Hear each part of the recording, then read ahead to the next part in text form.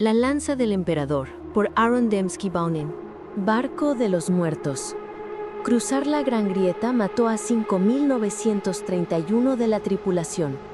Zonas enteras de almenas espinales fueron arrancadas de la parte trasera del barco. Los escudos de vacío no se pudieron reavivar. La superestructura del buque de guerra gemía a nuestro alrededor como si estuviera imbuida de una vida miserable. Viviendo dentro de estos huesos de acero doblados, seguimos trabajando, iluminados por el rojo palpitante de las luces de emergencia. Los sonidos industriales de los trabajos de reparación resonaron en todos los pasillos y cámaras.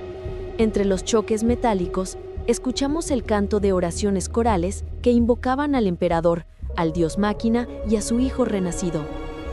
En el silencio entre las oraciones, escuchamos llanto. Durante 4 días y 11 horas después de que salimos, quedamos a la deriva en el profundo vacío, lisiados y fríos. A nadie se le permitía mirar hacia el espacio, donde la devastadora locura de la Gran Grieta todavía intentaba rodearnos. Aquellos que violaron este edicto fueron ejecutados para ahorrarnos al resto de nosotros sus desvaríos. Yo misma maté a algunos de ellos. Cuando la fuerza motriz del barco volvió a despertarse a la hora 12ª del 4.º día, los depuradores de aire volvieron a funcionar con estruendo al mismo tiempo que los motores. Respiramos profundamente el viciado oxígeno refiltrado, togiendo el aire cargado de toxinas que habíamos estado compartiendo entre nosotros desde que se cortó la energía. Estábamos vivos. Muchos no lo lograron. Se pronunciaron bendiciones sobre las formas envueltas de los caídos antes de que fueran alimentadas a los hornos de las máquinas.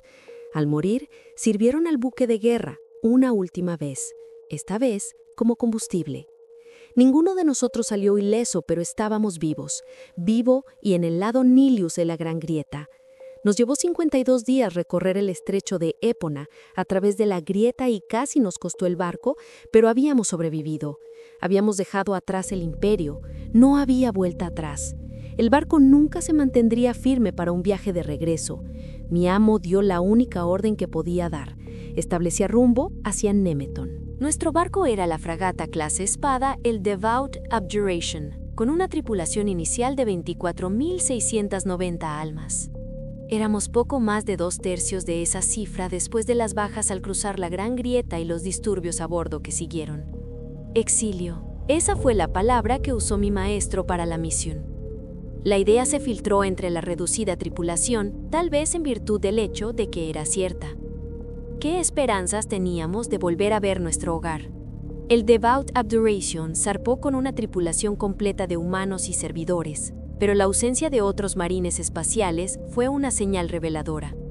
El señor del capítulo, el más noble Nisk Ranthal, ya estaba arriesgando un buque de guerra y un oficial viajando por una de las raras rutas a través de la Gran Fisura. No enviaría más guerreros al abismo, no cuando nuestras posibilidades de supervivencia eran tan bajas. Amadeus tenía el mando absoluto sobre el buque de guerra, pero su funcionamiento diario estaba supervisado por el capitán de bandera Harjun Engel, uno de los siervos de mayor rango dentro de la Legión Mentora. Cuando mi maestro observó la lentitud que llevábamos, Engel transmitió la voz susurrante del navegante hasta el puente. No hay nada aquí. Nada. Nada aquí. Nos vamos a la deriva en la oscuridad. Lo único que veo son reflejos de la luz del emperador, proyectados en los lados de las sombras. Amadeus reflexionó durante 5 segundos, una eternidad para su conocimiento mejorado, buscando una respuesta adecuada. Sin duda consideró que las palabras del navegante eran un lenguaje inútilmente extravagante. Ansiaba precisión. Cuando la gente embellecía sus palabras, introducía la posibilidad de una interpretación errónea, y la falta de claridad era algo que mi maestro se esforzaba en evitar a toda costa. Los tripulantes, sin embargo, siempre son propensos a ese tipo de poesía. Operan en un ámbito sin fácil definición, en escalas más allá del cómodo alcance de la mente humana. Dada la naturaleza de nuestro viaje, respondió Amadeus, toleraré estos sentimientos inexactos. Dicho esto, abandonó la cubierta de mando. No reconoció las reverencias y los saludos vigorosos realizados por la tripulación al pasar por sus puestos. Cada uno de los miembros de la dotación del buque de guerra estaba vinculado al capítulo. Cada uno llevaba el águila roja de los mentores en algún lugar de su túnica o uniforme. En esto no eran diferentes de Carthage, Tiberia y yo. Solo nos separaban de ellos avenidas de experiencia y grados de entrenamiento. Junto con el capitán Engel, éramos los humanos más valiosos del barco. Incluso después de cruzar la fisura, estábamos todo menos a salvo. No había ningún astronomicón al que pudiera guiar el navegante. No hay rutas en la disformidad estables a seguir. Saltamos a trompicones, sumergiéndonos a ciegas en la disformidad, temiendo que cada puñalada hacia lo desconocido y ciego fuera la última. El barco chirriaba a nuestro alrededor, día y noche, noche y día. Mi amo era la única alma inmune al horror que se apoderó del barco. Se sumergió en sus deberes, concentrándose únicamente en la misión que tenía por delante.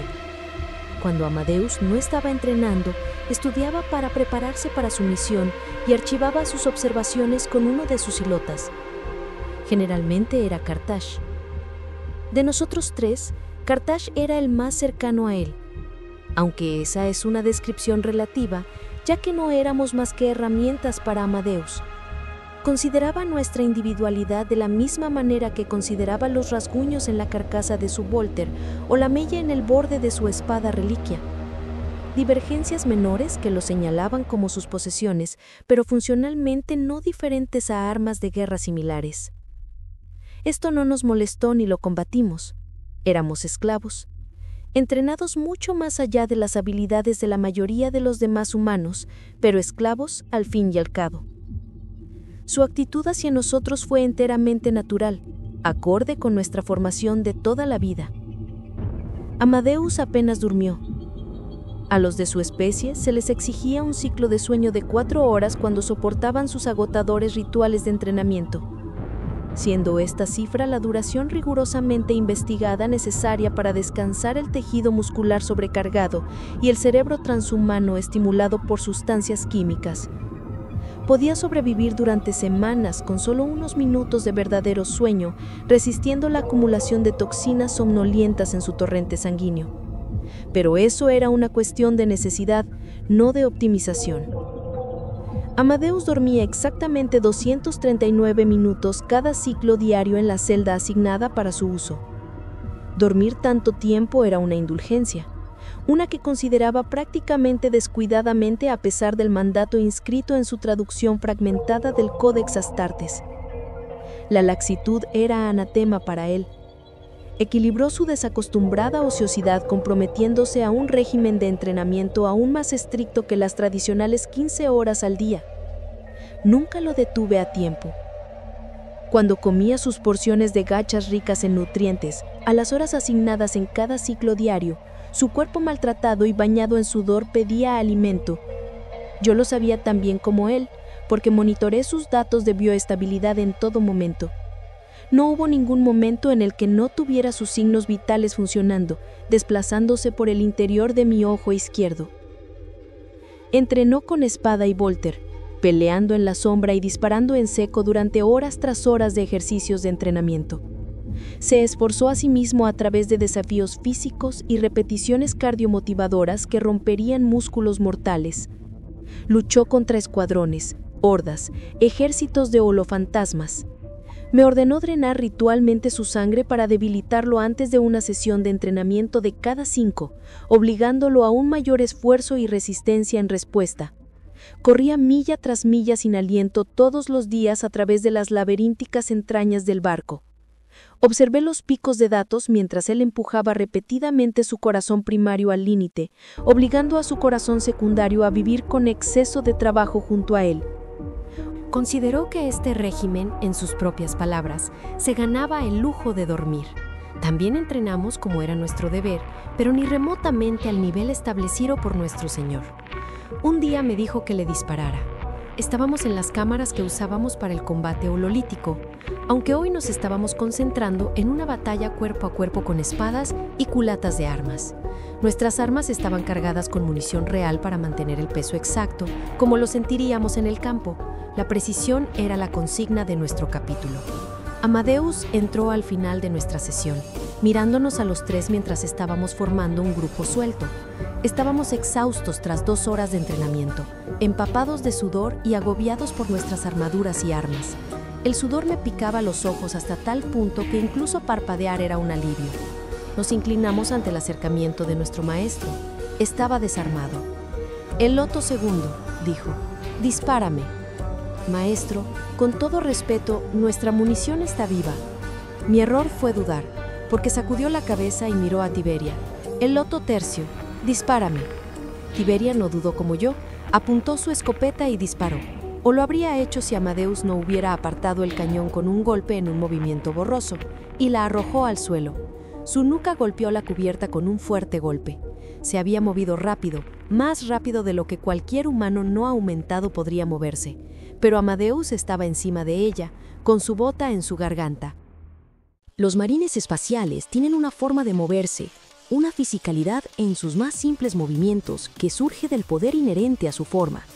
En algunos, es una arrogancia natural y no intencionada. En otros, una gracia brutal y conocedora. Es poder, de una forma u otra, y un subproducto natural de la condición transhumana. No pueden evitar lo que son, como tampoco pueden ayudar a las innumerables formas en que se manifiesta en cualquier cosa que hagan. Amadeus irradiaba ese poder entonces, mientras inmovilizaba a Tiberia sin ningún esfuerzo. Era demasiado frío para ser verdaderamente arrogante, porque la arrogancia nace al considerar cómo apareces ante los ojos de los demás. Nuestro maestro no tenía tales preocupaciones. No se deleitaba con su invencibilidad. Simplemente la vivía. Una fuerza física abrumadora era tan natural para él como lo era para mí respirar. Desde que obtuvo su lugar en la Legión Mentora, había ascendido por encima de las preocupaciones mortales. Podía ejercer su voluntad en el mundo únicamente con la fuerza y el armamento. He vivido mi vida alrededor de los ángeles del emperador, y esa percepción del mundo deja una huella en sus psiques. Lo sería para cualquier ser en las mismas circunstancias. Esa capacidad incomparable de actuar, de cambiar el mundo que los rodea a través de un nivel de violencia que ningún otro individuo puede igualar por sí solo, enorgullece a algunos guerreros, cambia las percepciones de otros sin que se den cuenta y puede fácilmente madurar hasta convertirse en algo más oscuro debajo de la superficie. Cosas así pueden empeorar. Ese día, la revisión de Amadeus de la respuesta de Tiberia constaba de 3 palabras. «Aceptable. Seguid entrenando», dijo y nos dejó en paz. En las reflexiones de nuestro maestro se incluyeron sus breves consideraciones sobre sus 3 ílotas. Señaló que el capítulo le había asignado 3 esclavos eficaces y diligentes para esta operación. Aunque rara vez hacía referencias específicas a ninguno de nosotros, añadió una postdata sobre Carthage, una que coincidía con mis propias percepciones. Mi Elot Primus transporta el aroma de aceites de armas benditos e inciensos sagrados con una intensidad que llega a ser casi empalagosa.